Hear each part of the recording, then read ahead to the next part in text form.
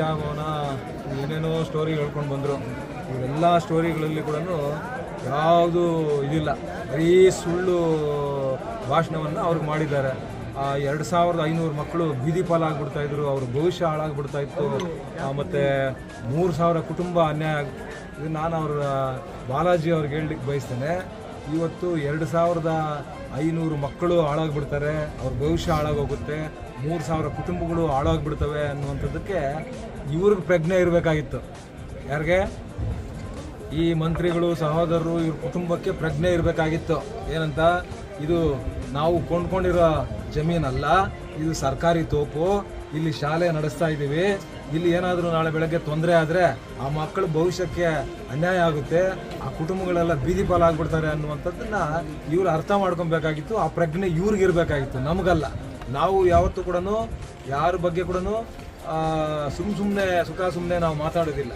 ಯಾರು ನಾನು ಇವತ್ತು ಆವತ್ತಿಂದ ಕೂಡ ಹೇಳ್ತಾ ಇದ್ದೀವಿ, ನೀವೆಲ್ಲಾದರೂ ಒಂದು ಇಷ್ಟಾಗಲ್ಲ ಪೇಪರ್ ತೋರಿಸಿ ನೀವು ಖರೀದಿ ಮಾಡಿರೋದು ಇಷ್ಟಾಗಲ್ಲ ಪೇಪರ್ ತೋರಿಸಿದ್ರೆ ಅದ್ರ ಬಗ್ಗೆ ನಾವು ಮಾತಾಡೋದಿಲ್ಲ. ನೀವು ಸರ್ಕಾರಿ ತೋಪಿನಲ್ಲಿ ನಡೆಸ್ತಾ ಇರೋದು, ಶಾಲೆ ಸರ್ಕಾರಿ ತೋಪಿನಲ್ಲಿ ನಡೆಸ್ತಾ ಇರೋದು, ಅದೆಲ್ಲ ಹೆಂಗೆ ಬಂತು, ಏನು ಬಂತು? 30 ವರ್ಷ ಲೀಸ್ಗೆ ತಗೊಂಡಿದ್ದು 99 ವರ್ಷ ಸಬ್ ಲೀಸ್ ಕೊಡೋಕ್ಕಾಗುತ್ತಾ? ಕಾನೂನಲ್ಲಿ ಇದೆಯಾ? ಕಾನೂನಲ್ಲಿಲ್ಲ. ನೀವು ಹರಿಕತೆ ಹೇಳ್ದಂಗೆ ಆ ಪಾಪ ಆ ಪೇರೆಂಟ್ಸ್ಗೆಲ್ಲ ಹೇಳ್ತಾರು, ಇವರೇನು ಇವ್ರು ನುಂಗಣ್ಣರು ಅನ್ನೋದು ಗೊತ್ತಿದೆ ಅವ್ರಿಗೆ. ಅದರಿಂದ ನಾನು ಇವ್ರಿಗೆ ಹೇಳಲಿಕ್ಕೆ, ಇವತ್ತು 2500 ಮಕ್ಕಳು ಮತ್ತು 3000 ಕುಟುಂಬಗಳು ಅಂತ ಹೇಳಿದಾರಲ್ಲ, ನಿಮಗೇನಾದರೂ ಮಾನ ಮರ್ಯಾದೆ ಇದ್ದರೆ ಇವತ್ತು ಈ ಕ್ಷೇತ್ರದಲ್ಲಿ 15,000 ಕುಟುಂಬಗಳು, ಒಕ್ಕಲಿಗರ ಕುಟುಂಬಗಳಿದ್ದಾವೆ. ಆ ಒಕ್ಕಲಿಗರ ಆಸ್ತಿನ ಹಾಕ್ಕೊಂಡಿದ್ದೀರಲ್ಲ ನೀವು, ನಿಮ್ಮ ತಾತನ ಹೆಸರಲ್ಲಿ ಇಟ್ಕೊಂಡು ಕಲ್ಯಾಣ ಮಂಟಪ ನಡೆಸ್ತಾ ಇದ್ದೀರಲ್ಲ. ಪಾಪ ಇತ್ತೀಚೆಗೆ ಎಲ್ಲೋ ಒಂದು ಕಡೆ ಹೇಳಿದ್ದಾರೆ, ಅಲ್ಲಿ ಮಾಲ್ ಕಟ್ತೀವಿ ಅಂತ. ನಿಮಗೆ ಮಾನ ಮರ್ಯಾದೆ ಇದ್ದರೆ 15,000 ಕುಟುಂಬಗಳು ಒಕ್ಕಲಿಗರ ಸೇರ್ಬೇಕಾಗಿರ್ತಕ್ಕಂಥ ಜಮೀನು, ಆ ಜಮೀನನ್ನು ನೀವು ಮಾಲ್ ಕಟ್ಟೋದು, ಇನ್ನೊಂದು ಕಟ್ಟೋದು, ನೀವೆಲ್ಲಾದರೂ ಖರೀದಿ ಮಾಡಿದರೆ ನೀವು ಕಟ್ಕೊಳ್ಳಿ. ಅದು ಒಕ್ಕಲಿಗರ ಸಮುದಾಯಕ್ಕೆ ಸೇರ್ಬೇಕಾಗಿರ್ತಕ್ಕಂಥ ಜಮೀನು, ಗೊತ್ತಾಯ್ತಾ? ಅದಕ್ಕೆ ನೀವು ಆ ಜಾಗವನ್ನು ಈ ಕ್ಷೇತ್ರದಲ್ಲಿರ್ತಕ್ಕಂಥ 15,000 ಕುಟುಂಬಗಳು ಒಕ್ಕಲಿಗರೇನಿದ್ದಾರೆ ಅವ್ರಿಗೆ ಬಿಟ್ಬಿಡಿ. ನಿಮ್ಗೇನಾದರೂ ಮಾನ ಮರ್ಯಾದೆ ಇದ್ದರೆ, ಬಹುಶಃ ಅವರು ಒಕ್ಕಲಿಗರ ಕುಟುಂಬಗಳಲ್ಲಿ ತೀರ್ಮಾನ ಮಾಡ್ಕೊಂಡಿದ್ದಾರೆ, ಇವರು ನುಂಗಣ್ಣರು, ಇವ್ರಿಗೆ ಮಾನ ಮರ್ಯಾದೆ ಇಲ್ಲ, ಇವ್ರಿಗೆ ಎಷ್ಟು ಹೇಳಿದ್ರು ಕೂಡ ಅದು ಜನರಿಗೆ ಅರ್ಥ ಆಗಿದೆ. ಇವ್ರ ಯೋಗ್ಯತೆಗೆ ಅಲ್ಲಿ ಹುಲ್ಬನ್ನಿ ಖರಾಬಲ್ಲಿ 42 ಕುಟುಂಬಗಳು ಬೀದಿ ಪಾಲಾಗಿಲ್ವಾ? ಕಣ್ಣಿಗೆ ಕಾಣಿಸಿಲ್ವಾ? ನಾವು ಆವತ್ತಿಂದ 10 ವರ್ಷಗಳಿಂದ ಆರೋಪ ಮಾಡ್ತಾ ಇದ್ದೀವಿ. ಇವತ್ತುವರೆಗೂ ಕೂಡ ಅದರಲ್ಲಿ ಇರ್ತಕ್ಕಂಥ 42 ಕುಟುಂಬಗಳಿಗೆ ಇವತ್ತೇನಾದರೂ ನೀವು ಒಂದು ಪರಿಹಾರ ಕೊಟ್ಟಿದ್ದೀರಾ? ಅಥವಾ ಬೇರೆ ಆಲ್ಟರ್ನೇಟ್ ನಿವೇಶನ ಕೊಟ್ಟಿದ್ದೀರಾ? ಅಥವಾ ಅವ್ರಿಗೆ ಹಣ ಹಿಂದಿರುಗಿಸಿದ್ದೀರಾ?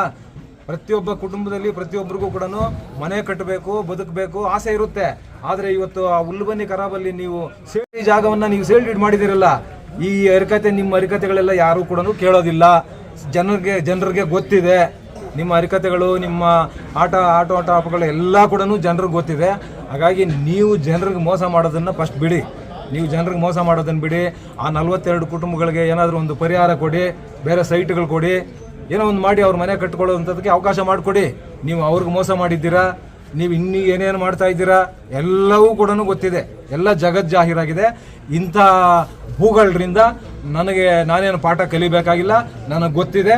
ನಾವು ನನ್ನ ಕೆಲಸವನ್ನು ಪ್ರಾಮಾಣಿಕವಾಗಿ ಈ ಕ್ಷೇತ್ರದ ಜನರೊಂದಿಗೆ ಇದ್ದು ನಾನು ಮಾಡ್ತಾ ಇದ್ದೇನೆ. ತಡೆಯಾಜ್ಞೆ ತಂದಿದ್ವಿ. ಅಲ್ಲಿ ಪಾಪ ತಡೆಯಾಜ್ಞೆ ತಂದಿದ್ರೆ ಅದಕ್ಕೆ ಒಂದು ಕಾಮೆಂಟ್ ಮಾಡಿದ್ರು, ಓ ಹಿಂದೂಗಳೇ ಬನ್ನಿ ತಡೆಯಾಜ್ಞೆ ತಂದ್ಬಿಟ್ಟಿದ್ದಾರೆ ಬೆಟ್ಟಕ್ಕೆ, ಓ ಹಿಂದೂಗಳೇ ಬನ್ನಿ ಅಂತ. ಎದ್ದೇಳಿ ಓಡ್ ಬನ್ನಿ ತಡೆಯಾಜ್ಞೆ. ನೀವು ಇವತ್ತು ನಾನು ಇವ್ರಿಗೆ ಹೇಳ್ತೇನೆ, ಇವತ್ತು ನಮ್ಮ ಭವನದ ಮೇಲೆ ಕೂಡ ಕೇಸ್ ಹಾಕ್ಸಿದ್ದಾರೆ. JK ಭವನದ ಮೇಲೆ ಕೇಸ್ ಹಾಕ್ಸಿದ್ದಾರೆ. ಏನು ಯಾವುದು ಇದು ಈ ಝೋನಲ್ಲಿ ಇದೆ ಅಂತೇಳಿ, ಬಫರ್ ಝೋನಲ್ಲಿ ಇದೆ ಅಂತೇಳಿ. ನಾವು ಕೂಡ ಅಷ್ಟೇ ಅರ್ಥ ಮಾಡ್ಕೊಳ್ಳಿ.